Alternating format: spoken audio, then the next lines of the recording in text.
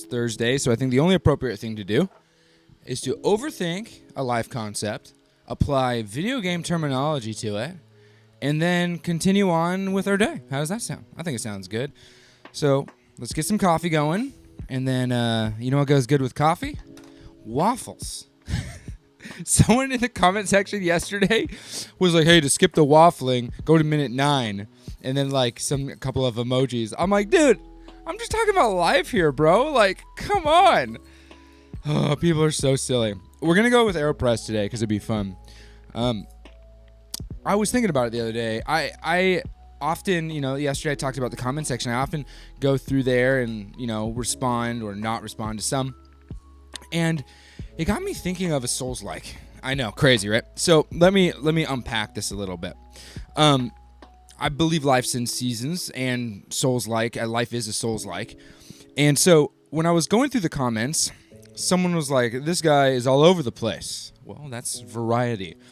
This guy keeps talking about the same thing. This is consistency. This guy keeps returning back to the same topic, even though he said he was going to change it. That's narrative. This guy doesn't seem like he knows what he wants to talk about. That's exploration. The things that I have been looking at and understanding is this idea of if you're not winning, you're learning. And this is very much so a Souls-like concept. When you go through a Souls-like game, if you're not familiar with a Souls-like game, there's a genre that exists that essentially is a challenging mechanic-based, right? It's a mechanic.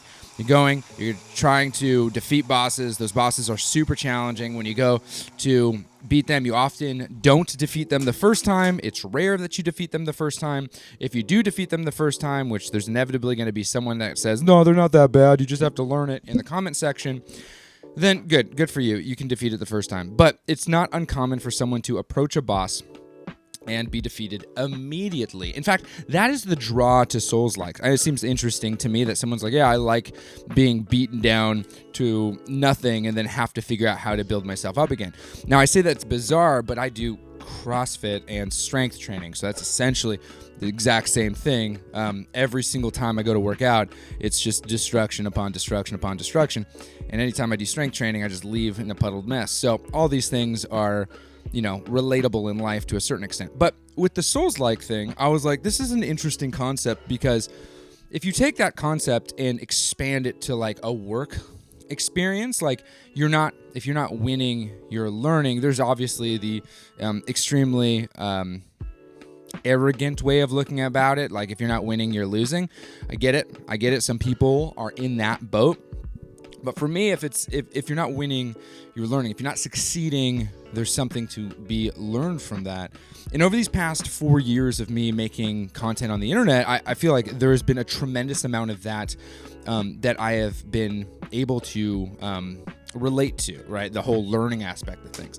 I don't think I learned immediately. I think it definitely took me some time to get to a point where I was actually able to draw some sort of lesson out of it.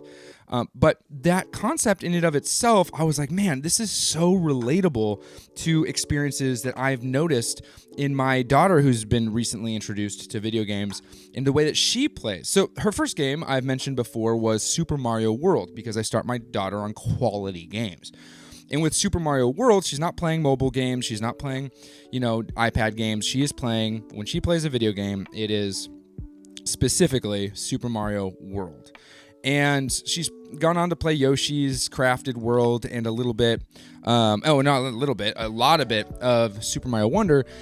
But when she plays these games, she often gets to a situation where she doesn't fully complete the level. And her first thing to do is, make some sort of or whatever. But then immediately she goes back and she does it again. She repeats it. And then she inevitably will not be able to complete it.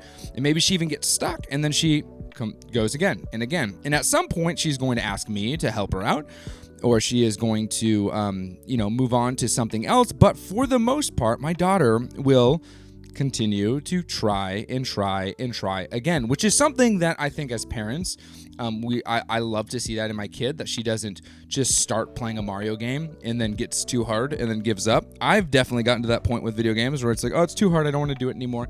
I mean, it's not a good life lesson, but to live that way. But for me, I'm like, this is such a beautiful example of what is ingrained in my child immediately, like right away.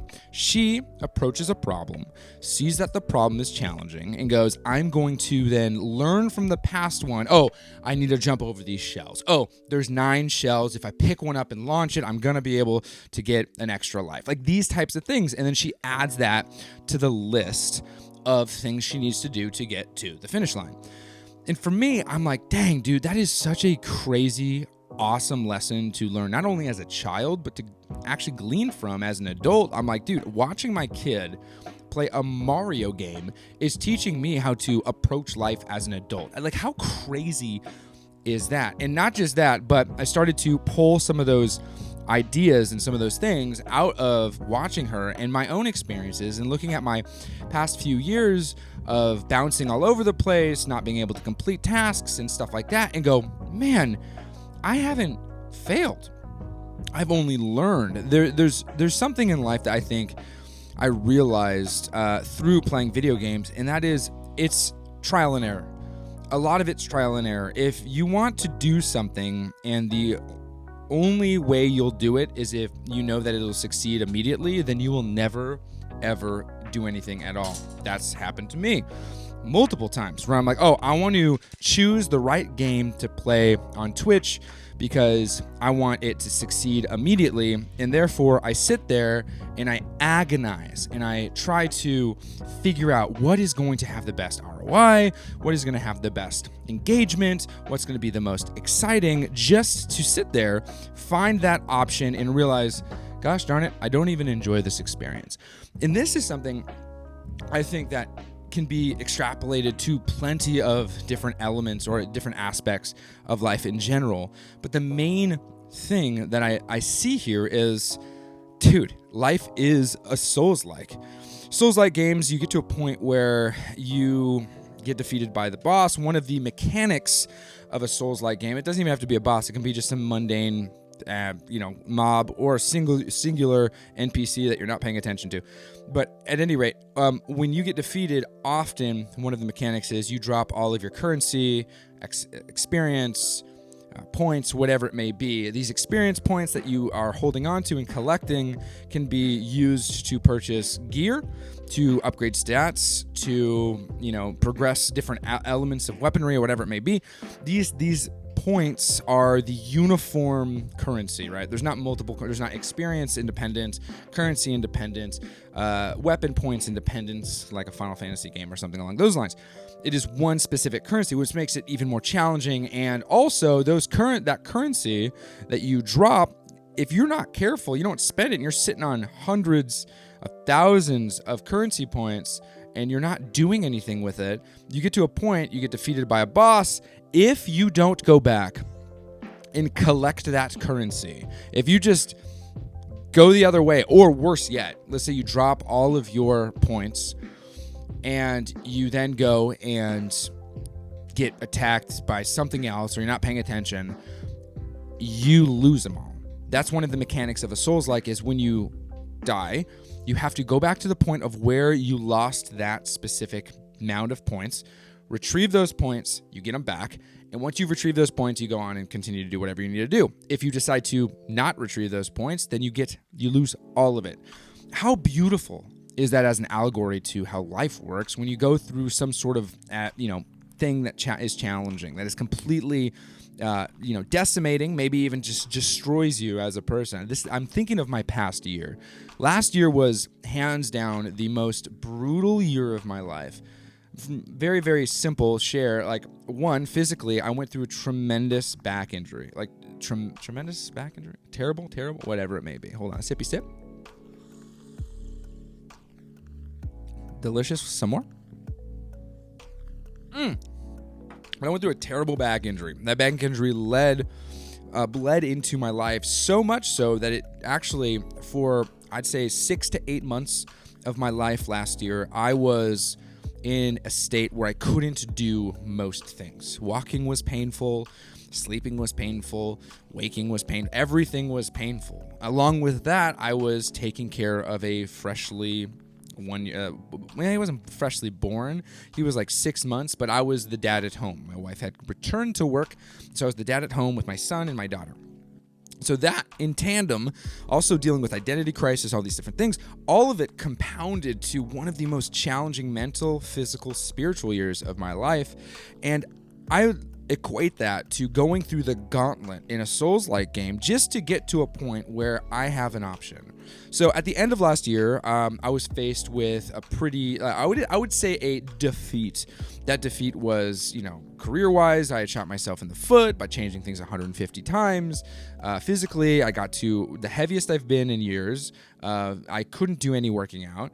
And I got to a point where all of my points were sitting there before me. And I had to decide. Right? I had to decide. I said, okay, I can either pick these points up, all of the things I've learned over the past year of being in this spot, and I can pick it up and I can go, we're going to try this again, and we're going to keep going with it. Or I can leave them on the floor, start back at zero, and leave all of that experience behind. And in some instances, some would say you got to start fresh, start from zero. I look at this and I go, there's never a point where you need to start from zero, because it's impossible to start from zero.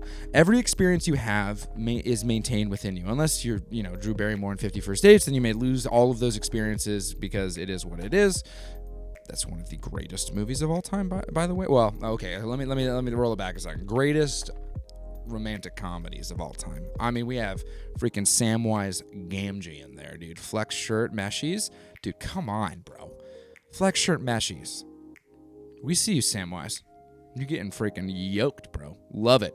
Little flashback to Josh Brolin in the Goonies, because he was similar in that kind of situation. He was doing the same thing, right? Come on. Shout out to Josh Brolin and Samwise Gamgee. Don't know the name of that actor.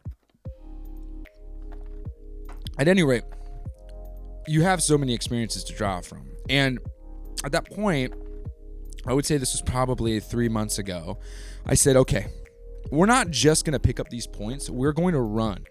We're not going to run a little bit. We're going to run hard, and we're going to use as much as we can. Drawing from inspiration of the past, we're going to allow for ourselves to potentially be in a vulnerable state. And lastly, this is something that happens in Elden Ring specifically, a game that I am not particularly a fan of, just because I'm not a huge fan of Grimdark as a whole, which is funny and ironic because I'm reading Berserk, one of the most insane mangas I've ever read in my life. Imagine going from Dragon Ball to Berserk. Little bit of a culture shock. Not culture shock, but you know what I'm trying to say.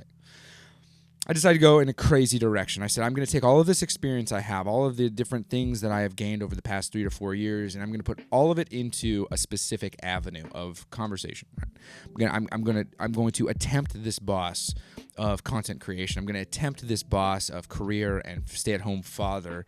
I'm going to attempt this boss of maintaining a spiritual life as well as leading my home spiritually. I'm going to attempt these bosses. I'm going to draw from these experiences in the past. I'm not just going to roll over and give up. And in that, I was like, dude, how much of this is just learned from playing games and understanding, like in Mario. I just recently went through Super Mario Bros. 1 and Super Mario Bros. 2, the originals. They're great. I did the lost levels, all of this. It was a blast and really crazy at that. But in that experience, it was a lot of I don't know how to do this, let's repeat. I don't know how to do this, let's repeat. I don't know how to do this. There were levels where I'm like, I don't even know how I'm supposed to jump this gap. Is it supposed to be jumping over this Koopa? Like this, that, and the other. All of these things just lined up, and I realized something. I realized that when it comes to completing something, it means it needs to get messy. It needs to get gross. It needs to get dirty. And sometimes to the outside world, it is really, really like they don't get it. They just don't get it. And so when I think back at all of the things that hurt I would say, just hurt me in this space, I think of very specific things that were almost like not attack, but a comment on my character that I had held higher than it should have been. And this is the mindset I feel like I have gained over these past few years that has been so powerful, and I wouldn't have gained it without Rinse, lather, repeat. Rinse, lather, repeat. Die, start over. Die, start over. Part of the reason why I like to start over every day is because it gives me a new opportunity to continue forward, but it's impossible to truly start over because your experiences are carried along with you. So let me give you these examples. As I started at the beginning of this conversation, I said, this guy changes his channel all the time. Variety. A new one. Dude, this coffee meta doesn't make sense. You're just copying other people. I see this all over YouTube. Ditch the coffee and just tell us about video games. Wow. That's crazy. I am trying to understand where we got as a culture, as the world, where we talk to people this way. It is pretty wild. I think it's because there's really no true there's no consequence for the interaction. You don't have to actually see a person. You get to get away with stuff like that, which it's really tough. I mean, if someone said that to me in person, I think it would go differently. I certainly wouldn't do anything, like I wouldn't punch him in the face or whatever. First off, not Mike Tyson, but second, I just don't think that people talk this way to people. But in hearing that, I go, whoa, what is that? It's exploration. It's exploration. It's being true to yourself, right? And by being true to yourself, that can get super wishy-washy and hippie-like, but I'm just saying being true to yourself as in, I like this, I want to do it, so I'm going to do it. Another one that has pierced and been painful is this guy keeps coming back to the same thing. I'm sick of it. That's so fair. That's called, for me, I would say that is narrative. There's a person here. There's a person that I am, and that person is trying to, this guy keeps changing up things all the time. Variety, right? Trying to figure out what is something that I enjoy, right? Trying to figure out how do we get through stuff like this. I look over here at the shelf often, I look at it, and it brings me an immense amount of joy. The shelf has so many things on it that just, if you were to look at it, you would be like, this is JD. So let me explain what I'm looking at over here, and I'll give you a little bit of B-roll so you can see it. The top shelf is my new current thing that I'm going through and a little bit of my past. I have my daughter's shoes, some artwork from my wife, as well as Calvin and Hobbes, a gift from my father. I've read every single one of those multiple times. A little bit lower, you're going to see the Dragon Balls, as well as some different Mario figurines. I got Peach, my daughter and my son like to move those around, and the full Dragon Ball Z and Dragon Ball series. Also on the top shelf, we have Berserk, which is a very, very wild story, that I have been really enjoying. Down a little bit lower is the history of video games to me. We have all, except for one, I'm getting it in the mail, of these books from Bitmap Books that are about the Super Nintendo, the N64, the NES, the artwork. I have different controllers from all of my favorite Nintendo products or Nintendo consoles, as well as a Game Boy that doesn't work. All of this stuff right there. And then on the very, very bottom, just because it fits better, is Zelda. Lots and lots of Zelda. I love Zelda, followed by two graphic novel type comic books, The Last Ronin, which is a really cool Teenage Mutant Ninja Turtles thing. Never grew up reading Teenage Mutant Ninja Turtles. And this chest has all of the mangas from the interpretations of the Zelda series, which is pretty crazy. And a championship belt, which represents to me something pretty crazy, the idea of making a career out of video games. The shelf I look at, and it brings me inspiration, but something that I am realizing over the past few weeks, just currently, I gotta check my watch, my wife has to get off to work, but something I'm realizing through all of this is that there's a personality that exists when I look at that shelf, and that personality is someone who often gets shut out, that gets hey, just take a back seat. And the reason for that is because this shelf is inside of an office behind closed doors. It is in my home, a private space. It is something that I have, physically it is hidden away. And the reason for that isn't because I'm self-conscious, isn't because of this, it's because it's just inside of my home. And I look at this and I go, why have I allowed my inspiration? Why have I allowed my experience? Why have I allowed my life over the past 36 years of being here to be reduced to just a spot in my office? Why don't I allow for that to be expressed? Why don't I allow for that to be fully realized? And most of all, why don't I allow for that to be shared? The conversation I had with just a great friend was around content creation. He has started his content creation journey. His name is The Real Palmers. He's over on Twitch, and he also chops up stuff on YouTube. And he goes, dude, we have talked about stuff for the past few months, and there's obviously something you love. There's obviously something you care about. It's interesting that you just kind of keep that behind closed doors. And, and we've seen it on my channel. I've talked about stuff before. And this kind of thing, I realize it's this idea of the soul's like. You go and you hit a boss, and you're like, I just don't know how to do it, so I'm going to leave. And you come back, you hit the boss again, and you get a little bit further, and you're like, I don't know how to do it, so I'm going to leave.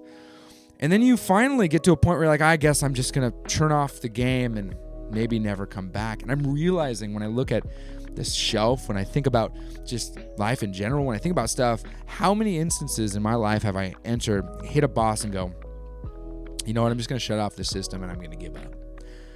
And this past just few days, I've experienced some of that pushback, and some of the comments that I've read have been hurtful in some ways because I do internalize them, unfortunately, but have been powerful in a lot of ways as well. And that power is simple. It is, one, people obviously don't know who I am personally. They know who I am based on what I say and what I share, but I share very, very specific things, and I keep things private as well. But on top of that, there is an individual, there is a avatar, there's a person that exists that has loves and enjoyments that I think needs to be fully expressed unapologetically. And I hope that encourages you, that there are probably instances in your life where you've been like, this is an element of my life that I'm just going to keep kind of down here because, it just, when it comes up, it hits against something that is a little bit adverse.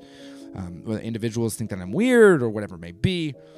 But, it is what it is. I'll give you a last example and sip some of this coffee. I'll give you the very specific one. It was like 3 or 4 weeks ago. I played through the original Mario games on stream. I stream over on twitch.tv/JDXCoffee. If you're into it, I'm trying to create a very, very positive streaming environment up there.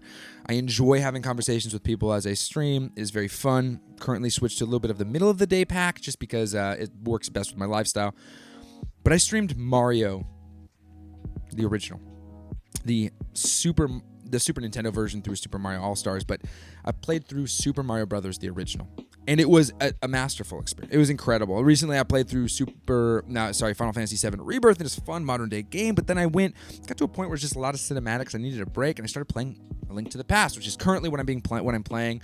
If you're watching this, this is just a quick ad. I'm going to be streaming today at noon, so if you're watching this today, right, Thursday, the 30th of January, noon, I am streaming A Link to the Past.